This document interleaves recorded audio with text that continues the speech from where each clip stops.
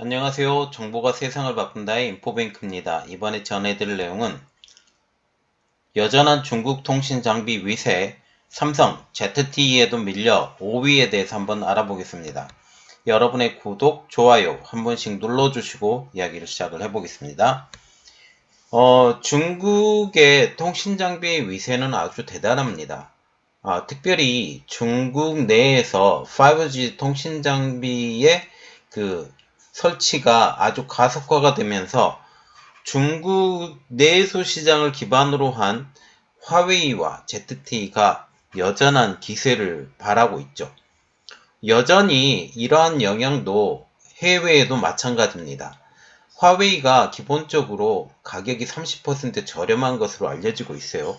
이것 때문에 아프리카 일부 지방이나 아니면 중남미 지방의 저개발국가 이러한 곳을 중심으로 해서 화웨이와 ZTE의 이러한 통신장비, 5G 통신장비가 여전히 기세를 펼치고 있다라는 거죠.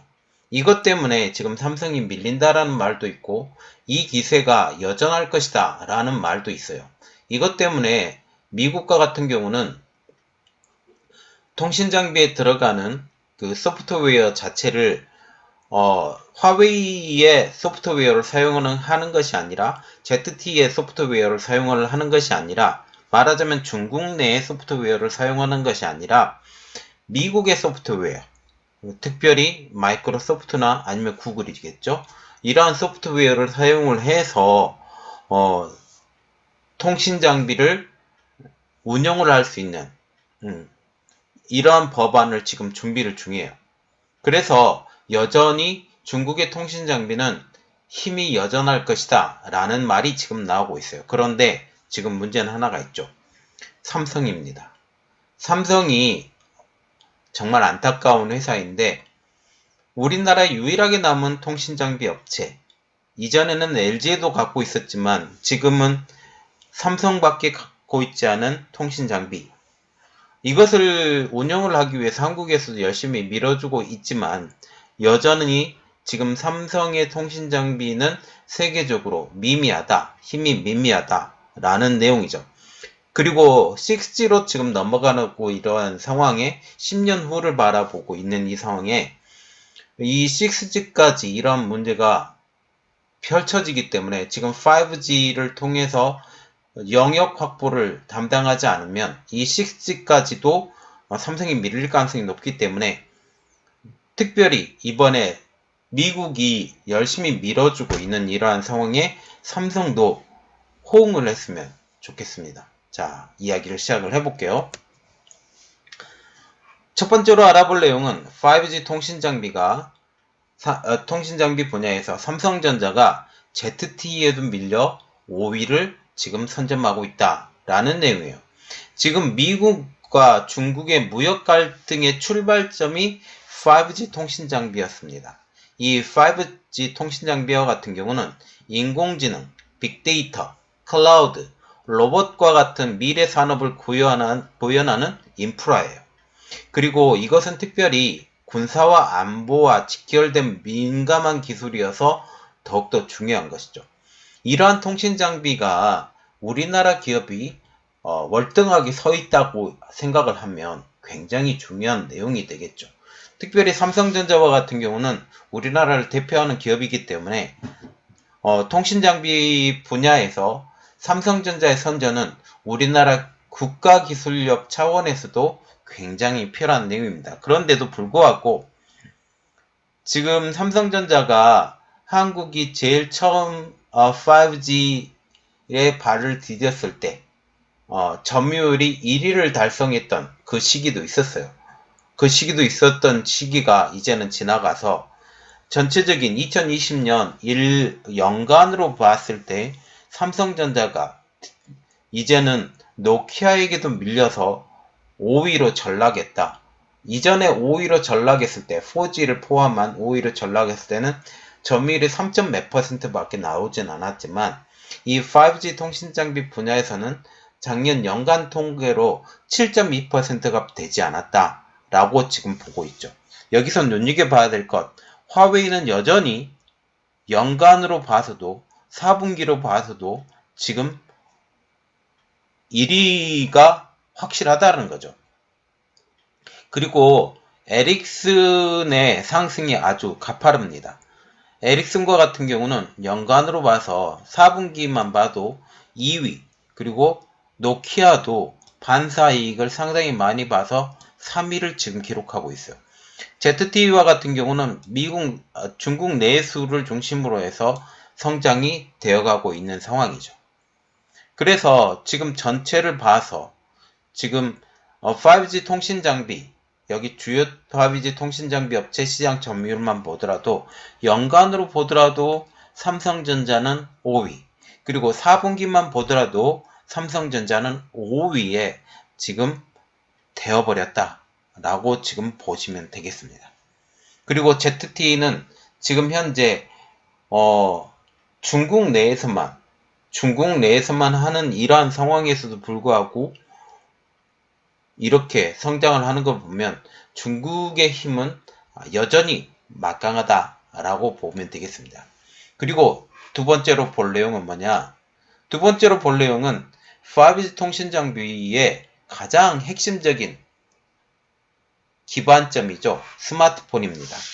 스마트폰도 삼성전자가 현재 1위로 지금 알려지고 있죠. 화웨이와 엎치락뒤틀락 지금 하고 있는데 5G 폰만 따로 떼서 보면 4위에 불과하다라는 거죠. 1위는 지금 애플입니다. 애플과 같은 경우는 작년에 5G 통신 장비를 운영을 하거든요. 모뎀을 장착을 했던 것이 늦게 출발을 했어요. 늦게 출발했음에도 불구하고 화웨이는 지금 1위를 달리고 있다라는 거죠. 지금 현재 올해 1분기 출하량이에요. 올해 1분기 출하량을 기준으로 보면 애플이 4040만 대로 1위, 그리고 오포가 2160만 대로 2위, 비보가 1940만 대로 3위. 지금 삼성전자와 같은 경우는 4위로 밀려났어요. 그리고 5위인 지금 샤오미와 같은 경우는 1660만 대로 삼성전자를 지금 맹추격하고 있습니다. 아까도 언급했다시피 미중 경쟁의 가장 화두는 5G 통신 장비예요. 왜 5G 통신 장비가 가장 핵심이 되느냐? 아까도 말씀드렸다시피 AI로 넘어가고 4차 산업혁명으로 넘어가고 이 시기에 5G 통신 장비는 가장 크게 화두가 되죠. 그 중에 가장 큰 화두가 되는 기업은 화웨이입니다. 화웨이와 같은 경우는 2020년 R&D 투자액만 보면 1419억 위안, 한국 돈으로 24억 원. 이는 삼성전자의 연간 R&D 투자액 21조 2천억 원보다 훨씬 더 많은 숫자가 되는 거죠. 삼성전자와 같은 경우는 지금 통신 장비만 R&D를 하는 것이 아니라 여러 가지 다양한 분야에서 지금 R&D를 하는데, 화웨이와 같은 경우는 대표적인 축이 있죠. 스마트폰, 그리고 통신 장비. 이 축을 통해서 전체적으로 나아가는데, 이것만 따로 떼서 보면 화웨이의 투자 금액은 어마어마한 숫자라는 거죠. 특별히 임직원의 20만 명 중에 10만 5천 명이 R&D 인력일 그 상황을 보면 이게 어마어마하다는 거죠. 화웨이와 같은 경우는 스마트폰을 자체 생산하지 않습니다. 자체 생산하지 않고 다 위탁 생산이에요. 그리고 또한 통신 장비도 지금 현재 만들고 있고, 이 통신 장비를 통해서 세계 전역을 누비고 있는 통신 장비를 화웨이의 제품으로 쓸어버리려고 하는 중국의 전략과 맞붙여서 지금 같이 움직이고 있기 때문에 이러한 전략은 굉장히 잘 먹히고, 그리고 지금 투트랙 전략으로 지금 미국이 지금 화웨이를 짓누르고 있는데, 화웨이를 일단 때려요. 화웨이를 때리면서 통신 장비 분야에 화웨이 영향력이 없어질 것을 다시 생각을 해서 통신 장비의 소프트웨어는 화웨이의 통신 장비를 사용하지 않고 미국의 통신 장비를 사용할 수 있게 하는 이러한 전략.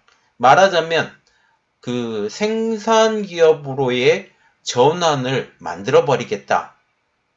이렇게 제조업체로 아예 전락을 시켜버리겠다라고 지금 생각을 하는 게 미국의 전략이기 때문에 이것에 대해서 화웨이는 지금 커다랗게 반발을 하고 있는 현 상황입니다. 그리고 또 하나 볼 것은 화웨이가 가지고 있는 특별한 점, 5G 특허의 다수를 보유하고 있는 지금 화웨이예요. 지금 화웨이와 같은 경우는 독일의 특허 조사기관이죠. 아이플리틱스가 지금 조사한 바에 따르면 지난해 말 기준 화웨이는 전 세계 5G 표준 특허 중 15.4%를 보유하고 있으면서 1위를 차지하고 있어요. 기술 특허만 총 4만 개, 그리고 여기에 파생된 유효 특허만 총 10만 개 이른다라고 지금 얘기를 하고 있어요. 그래서 시장에서는 이렇게 판단을 하고 있죠.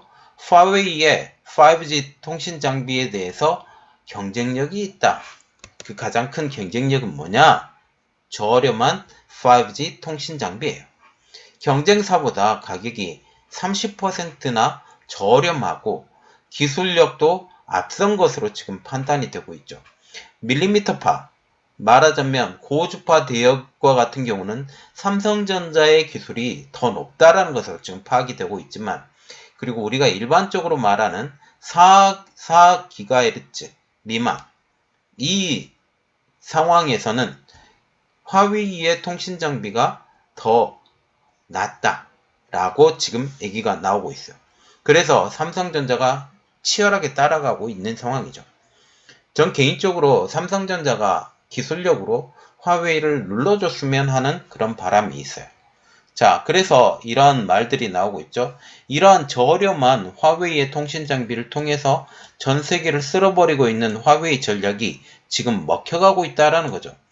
영국과 같은 경우도 지금 화웨이의 통신 장비를 걷어내려고 지금 준비를 하고 있지만, 여전히 불안한 점은 이 화웨이 저렴한 통신 장비 때문에 여러 나라들이 지금 많이 힘들어하고 있다. 독일도 마찬가지고 프랑스도 마찬가지고 유럽 전역, 그리고 특히 동유럽을 중심으로 한 이러한 나라들도 화웨이의 통신 장비를 여전히 거부하지 못하고 있는, 그리고 브라질과 같은 경우도 여전히 거부하지 못하고 있는 이러한 상황이 되는 게 경쟁사보다 가격이 30% 저렴한 이러한 상황이라는 거죠. 그렇지만 지금 미국의 거센 압박 때문에 5G 통신 장비에서 화웨이의 지금 이러한 점유율은 떨어져만 가고 있습니다.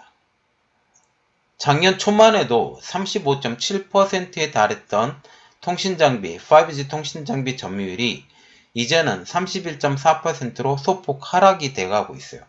그리고 미국에서 그 하드웨어, 말하자면 반도체 칩의 공급을, 특히 5G 통신장비에 대한 반도체 칩의 공급을 줄이게 되면서 이 화웨이가 스스로의 자체 생산을 가지고 5G 통신 장비를 만들어내는 것, 이것은 어느 때까지 이게 가능할 건지, 그리고 자체 생산이 또 가능할 건지, 그리고 외부를 통한 통신 장비의 수요에 칩을 공급을 받는 이러한 상황까지 고려하면 언제까지 그 미국이 제재를 가해야 이러한 상황을 극복할 수 있겠느냐라는 거죠.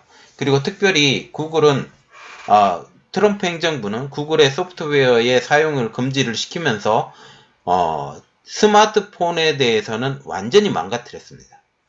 그리고 5I즈를 통해서 지금 5I즈라고 불리는 나라가 지금 영국, 호주, 뉴질랜드, 지금 캐나다 이렇게 보이고 있죠. 이 5I즈를 통해서 중국의 압박이 강해지고 있고, 지금 호주와 중국이 관계가 굉장히 안 좋아지고 있는 이러한 상황이죠. 이러한 상황에서 지금 한국이 이 화웨이의 제재를 통해서 삼성전자가 반사적인 이득을 잠깐 얻었다라는 말들이 나오고 있어요. 이것을 통해서 중국의 압박을 통해서 영역을 확장을 시키고 있는, 특히 5G 통신 장비에 대해서 영역을 확장을 시키고 있는 삼성전자를 바라보게 되는데, 한국에서도 화웨이 통신 장비가 이제 5G에 대해서 들어오기가 힘들어진 상황이 된 상황이에요. 그래서 SK, 그리고 KT, LGU+, 지금 여기에 사용하고 있고, 미국 같은 경우도 버라이즌, AT&T, 스프린터, US 셀룰러, 이러한 유명한 회사들, 그리고 일본 엔티티 도모코, KDDI, 캐나다의 테일러스, 비디오트론, 샤스크텔, 뉴질랜드의 스파크, 이런 회사들은 다, 특히 지금 샤스크텔과 같은 경우는 화웨이의 통신 장비를 계속적으로 사용을 했었던 회사임에도 불구하고 이번에 화웨이의 통신 장비를 사용하지 않고 지금 삼성전자의 통신 장비를 사용하다. 그리고 버라이즌 마찬가지고 AT&T, 스프린트, US 셀룰러, 이러한 모든 회사들이 다 미국의 영향력 안에 줬기 때문에 삼성전자가 영향력을 끼치긴 했지만, 그럼에도 불구하고 삼성전자는 지금 5위로 추락한 현 상황이 되는 거죠. 또한 또 문제가 생기는 것은 미국의 압박을 인해서 삼성전자가 이득을 얻는 것들은 많아요. 그렇지만 이에 비해서 노키아와 에릭슨이 더 많은 이득을 얻어갔다라는 측면이죠. 그래서 지금 아까 그림에서 보였던 점유율을 보면 지금 1위인 화웨이에 대해서 지금 에릭슨이 상당 부분 따라온 것입니다.